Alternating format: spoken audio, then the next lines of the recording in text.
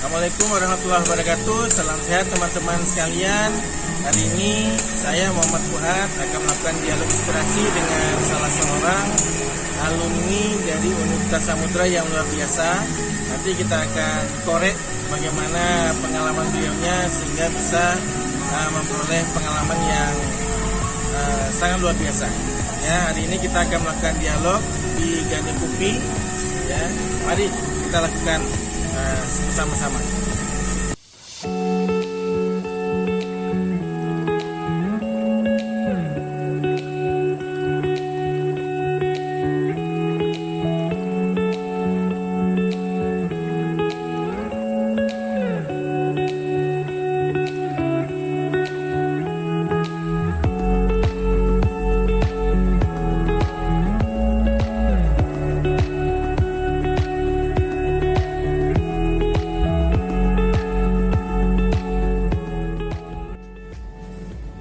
Assalamualaikum warahmatullahi wabarakatuh.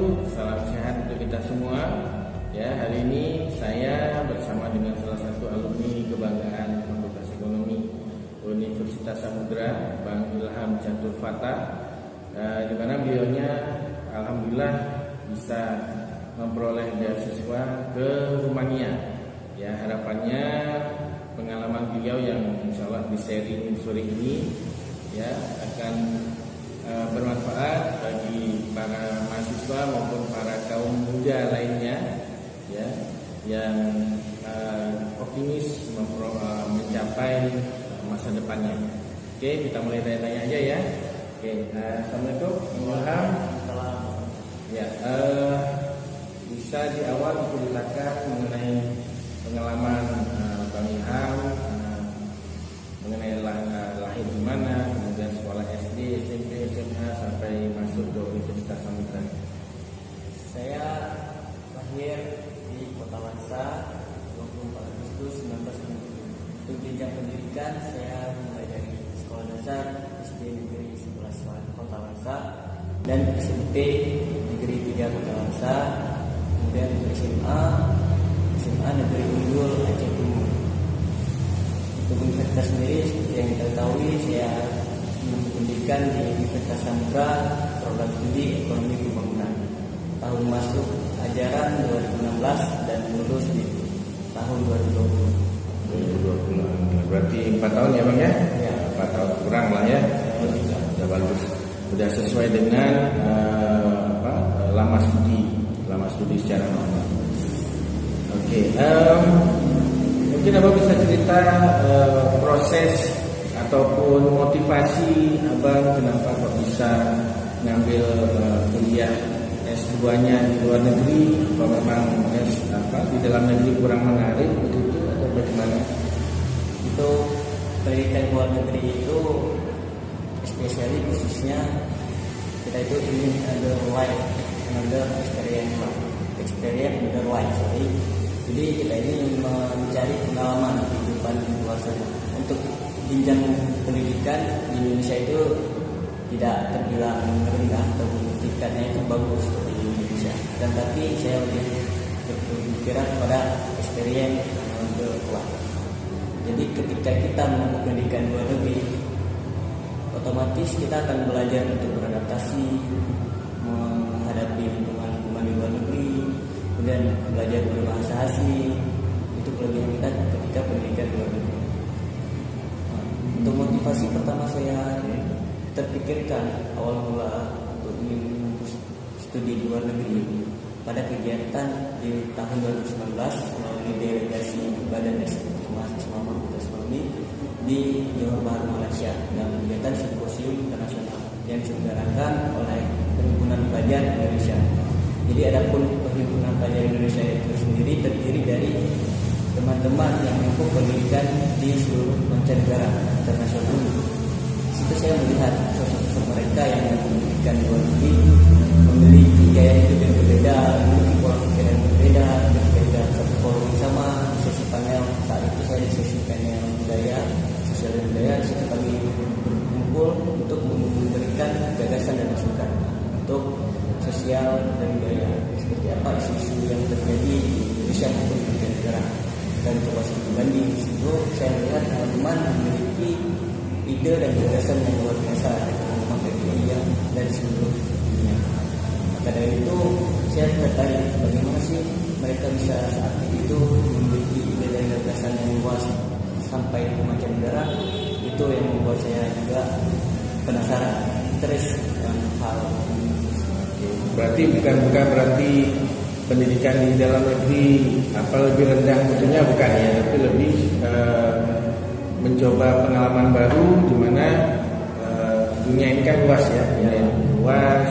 Apa salahnya kalau kita bisa berkunjung ke daerah lain, ke negara lain. Oke, tadi abang cerita abang ke delegasi mahasiswa. Berarti abang kan aktif tidak di kegiatan mahasiswa selama di UNSAM? Alhamdulillah saya aktif terlibat dalam pengurusan dan eksekutif mahasiswa mulai dari pada kurang lebih semester 4 atau 5. Itu didorong oleh teman-teman. Memang daripada kamu kuliah pulang, ini gabung aja di organisasi. Sebenarnya saat kuliah pulang saya itu juga ada terlibat dalam kerja sampingan. Tapi ketika saya sudah masuk ke dalam organisasi, saya harus menggunakan kerja sampingan untuk membangun fakultas. Karena kita sudah bertanggung jawab di organisasi. Awalnya saya tertarik di organisasi tersebut karena organisasi ini membangun jaringan, kemudian memberikan kita kesempatan untuk memberikan ide dan gagasan, aktif dan terlibat dalam beberapa program seperti kita biasa untuk fakultas ekonomi sendiri ada acara yang namanya SAU ekonomi Universitas Terbuka, ekonomi FIRE seperti itu. Jadi di situ ide dan gagasan juga kreativitas mahasiswa diunjuk untuk kita semua. Jadi dalam hal ini saya ingin terlibat dengan kegiatan tersebut. Itu yang motivasi saya untuk berorganisasi. Jadi saya catatkan ke teman-teman, organisasi program kerja, proyek-proyek volunteering itu sangat penting, penilaian terpenting juga. Saya bilang penilaian indikator penting untuk memberikan luar negeri. Kenapa? Karena di organisasi kita dapat beradaptasi dengan teman-teman yang baru dari berbagai macam jurusan, dari berbagai macam belakang, background, ya budaya, suku dan budaya, dan kita tetap bisa bersatu tanpa ada perbedaan ketika dalam forum. Mereka tidak berbicara tentang suku dan budaya lagi, tapi tentang apa itu yang kita bangun bersama dalam organisasi tersebut. Oke. Kemudian dalam proses nggak apa-apa, kita santai. Kemudian dalam proses aplikasi tadi, terus dilanjut S2 ke Romania tadi, apakah pengalaman organisasi itu juga mendukung daya saing kita untuk memperoleh pendanaan, atau mungkin tidak ditanya itu pada saat kita apply proposal itu? Itu sendiri sangat didukung, sangat dipertanyakan dalam esai ataupun riset studi kita, sebagai proposal riset studi dari berbagai macam platform beasiswa mengutamakan esai, tulisan, ataupun untuk yang melanjutkan studi S2 biasa diminta proposal riset, di mana kita harus memiliki motivasi kuat untuk pendidikan di luar negeri. Mulai dari masa lalu kita pernah terlibat aktif dalam organisasi, apakah kita berprestasi dalam segi akademik, pernah mengikuti debat perekonomian, perihal politik ekonomi, mungkin juga kita pernah berprestasi dari segi yang mendukung jurusan kita ke depannya untuk komunikasi. Jika kita mengambil jurusan ekonomi, sektor UMKM, kita akan terlibat dalam organisasi di BEM. Kemarin saya akan terlibat di SAU Ekonomi Universitas Muda. Itu kan kita membangun UMKM kreatif daripada mahasiswa. Dosen itu juga pengalaman saya untuk mengisi esai, salah satu esai untuk di-apply salah satu platform beasiswa sendiri. Jadi hal yang terpenting itu salah satunya ya esai menceritakan pengalaman kita ya. Kemudian setelah dari pengalaman tersebut, dari esai struktur selanjutnya yang kedua itu kehidupan kita yang sedang kita jalankan ataupun present. Jadi sekarang ini kita apa sih kegiatannya setelah lulus itu kan tadi berbicara sebelum lulus saat kita sekarang setelah lulus apa, kita bekerja, karena kita masih aktif sudah organisasi di eksternal kampus, ataukah kita membangun sebuah uniform atau startup yang sedang dikembangkan oleh pemuda-pemuda milenial ini. Saya sendiri kemarin juga membangun sebuah startup dari segi e-commerce. Untuk mengembangkan riset ini saya perlu melanjutkan studi di luar negeri, salah satunya kampus-kampus yang mendukung dan sedang mengembangkan e-commerce itu sendiri. Untuk ke depan, kemudian setelahnya struktur yang ketiga itu berupa apa rencana kamu ke depannya. Saya berharap ketika saya sudah lulus dan dapat mengembangkan e-commerce, saya ingin kembali ke sini dan membangun platform itu lebih besar dan dapat dapat mendukung para pelaku UMKM dari sektor e-commerce kita, lebih mendorong mereka untuk menggunakan teknologi. Digital ya, digital. Oke. Sekarang kita sudah masuk di teknologi 4.0 ya, apalagi kemudian sebentar lagi masuk ke society 5.0 ya, perkembangan kehidupan kita semakin maju. Oke, berarti dari essay tadi kita harus bisa bercerita tentang track record kita masa lalu, kemudian kegiatan kita saat ini, ya, kemudian artinya prestasi kita, kemudian juga target kita di masa yang akan datang, gitu ya, setelah lulus dari kampus tersebut. Itu berarti kita harus cerita kita harus cerita sistematis begitu ya. Oke, berarti nanti adik-adik yang berencana mengambil studi lanjut ya, harus siap-siap, itu berarti harus punya track record di mana tidak hanya cukup dengan belajar rajin, tapi juga harus aktif di organisasi, karena itu juga merupakan sikap indikator penting bagaimana kita bisa beradaptasi kalau terhadap perubahan lingkungan, kemudian bagaimana kita beradaptasi dengan orang lain, kemudian juga kita membangun jejaring seperti tadi Bang Sinan cerita, sampai di Johor bertemu banyak orang, dan situlah kita mendapat pencerahan ya, bahwa ternyata di luar negeri itu persaingannya lebih ketat, lebih aktif, lebih agresif. Kemudian setelah S1 juga tidak bisa hanya berhenti, tapi tetap kita punya track juga, punya prestasi ya, yang kita bisa cerita tentang present kita. Kemudian kita juga sudah harus membuat, kalau di ekonomi itu istilahnya business plan ya, kita punya plan masa depan setelah lulus itu harus punya target-target. Nah, kalau misalnya kemudian setelah kita apply, gini aja deh, abang cerita saja proses apply itu, tips-triknya, mungkin hal-hal penting yang perlu diceritakan kepada adik-adik. Sekedar informasi adik-adik bahwa Bang Ilham ini juga tidak termasuk cum laude ya. Berapa ya yang mana? 3,15. 3,15. Kemudian bahasa Inggrisnya sudah, saya ke bahasa Inggris masih dalam proses belajar juga. Oke, berarti tidak harus bahasa Inggrisnya itu lancar gitu ya. Kalau bahasa Inggris istilahnya tuh bahasa Inggrisnya like water gitu, enggak juga ya. Intermediate. Oke, adik-adik berarti harus mulai mengasah untuk bahasa Inggris. Kemudian silakan abang cerita proses aplikasinya itu, silakan. Pada saat aplikasi terpenting, teman-teman sudah bisa mulai cicil berkas ataupun dokumen ketika teman-teman lulus. Terutama itu ijazah dan transkrip harus diterjemahkan di Tersumpah. Untuk link terjemahan Tersumpah saya berkawan bagi untuk teman-teman sendiri. Jadi terjemahan dari bahasa Indonesia ke bahasa Inggris, bahasa internasional. Itu salah satu indikator yang sangat-sangat penting, dokumen ijazah diploma.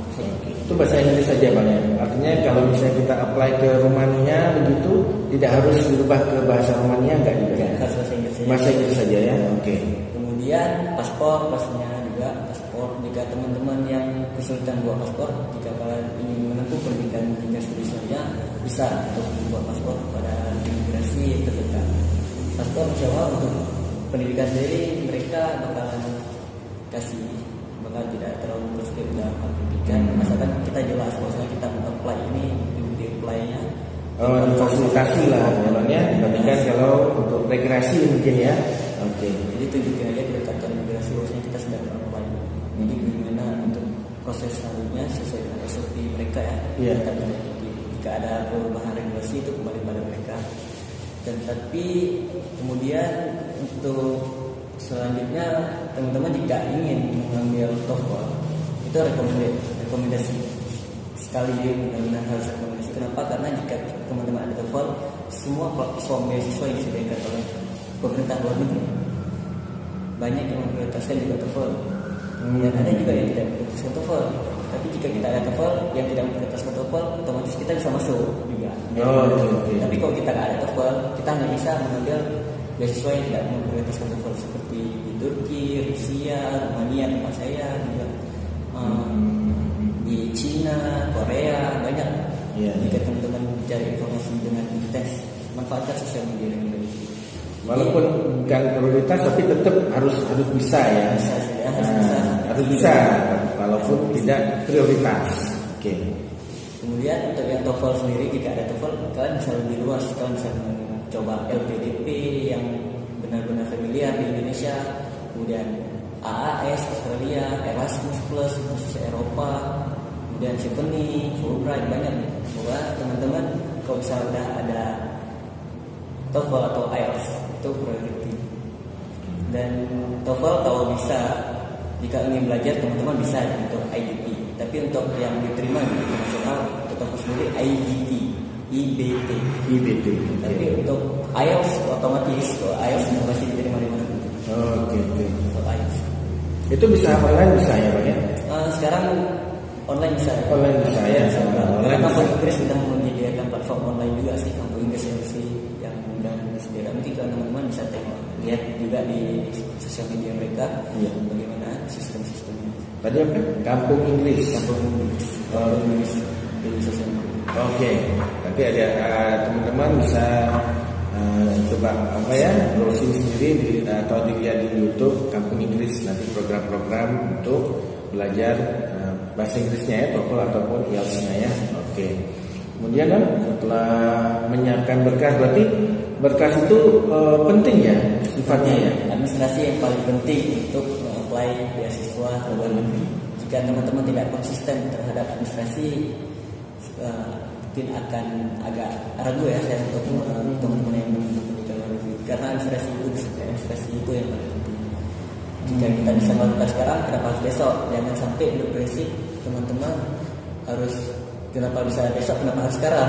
Jika bisa besok, kenapa harus sekarang? Karena seperti itu, saya berharap teman-teman berproses. Berarti jika bisa hari ini, kenapa harus besok untuk administrasi? Jadi siapkan jika keluar ijazah hari ini langsung diterjemahkan. Kalau satu besok aja tunggu platform beasiswanya dibuka aja, jangan.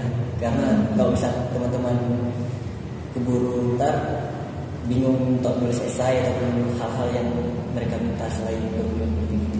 Jadi jangan sampai deadline, untuk menyiapkan.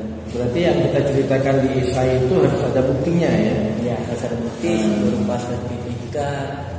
sertifikat voluntary, kepanitiaan, SK organisasi itu menguatkan ketika ada sesi interview di beberapa platform beasiswa. Oke.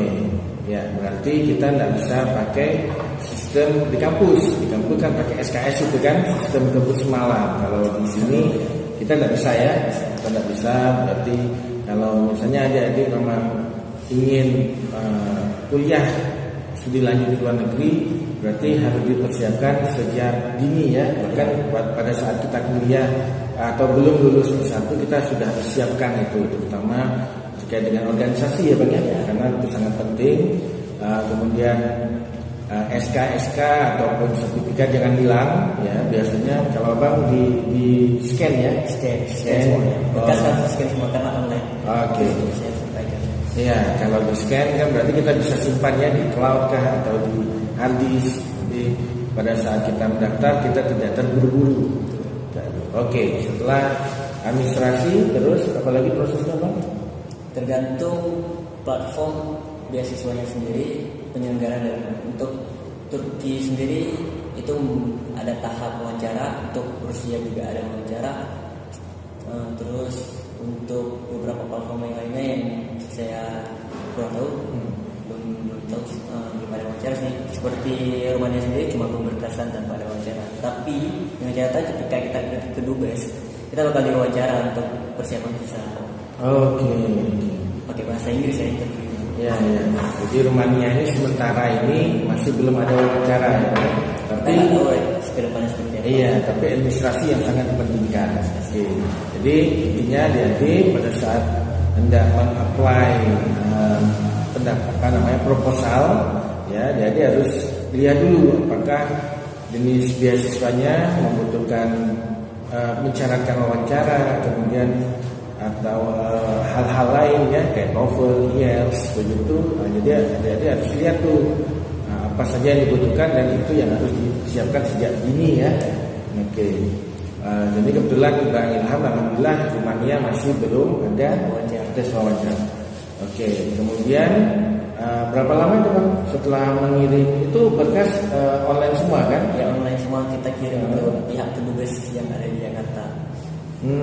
Beda setiap penyelenggara beasiswa itu terkadang mereka menyediakan sebuah portal ataupun website mereka sendiri untuk kita login, seperti kita mengisi sosial media, kita seperti daftar sosial media, seperti apa email, password, kemudian masuk ke dalam portalnya. Nah, di portal tersebut baru kita bakal input high school diploma, bachelor diploma, dan kemudian master diploma misalnya kita yang apply ijazah itu ya. Oke, sertifikat. Sertifikat nggak perlu diterjemahkan bahasa Inggris karena ketika kita input sertifikatnya itu sendiri, ntar ada deskripsinya ya. Bahwasanya sertifikat itu kegiatan seperti ini dalam bahasa Inggris. Bahasa Inggris. Oke, berarti aktif juga harus bahasa Inggrisnya, kemudian juga pasif ya dalam bentuk tulisan. Oke, kemudian setelah proses memasukkan ke ke portal ya Bang ya. Nah, itu berapa lama itu prosesnya atau ada proses lagi setelah itu masih ada lagi kemudian muncul ini harus input lagi berkas atau bagaimana silakan. Untuk input data sendiri kalau misalnya yang di Rumania sendiri ya. Rumania sendiri langsung di kedubes jika kita ada kekurangan data bakal di email balik dengan pihak kedubes kekurangan data dokumen tersebut. Ini kedubes Rumania ya. Untuk kedubes Rumania sendiri bachelor degree, transkrip, paspor, sertifikat of birth atau akte kelahiran, kemudian maaf saya lagi lupa kemarin ada sekitar 5. Tapi kalau untuk yang beasiswa yang menyediakan portal tersebut, teman-teman bisa membaca semua ketersediaan menu yang disediakan oleh seperti di Rusia mereka ada portal tersebut. Kita dibuat di sini untuk menginput ijazah, menginput transkrip, menginput paspor, menginput esai, dan esai sendiri beda-beda setiap platform. Kadang ada yang diminta untuk metode penelitian seperti apa digunakan. Ada yang berarti ada kemungkinan juga rencana penelitian sudah bisa dimasukkan.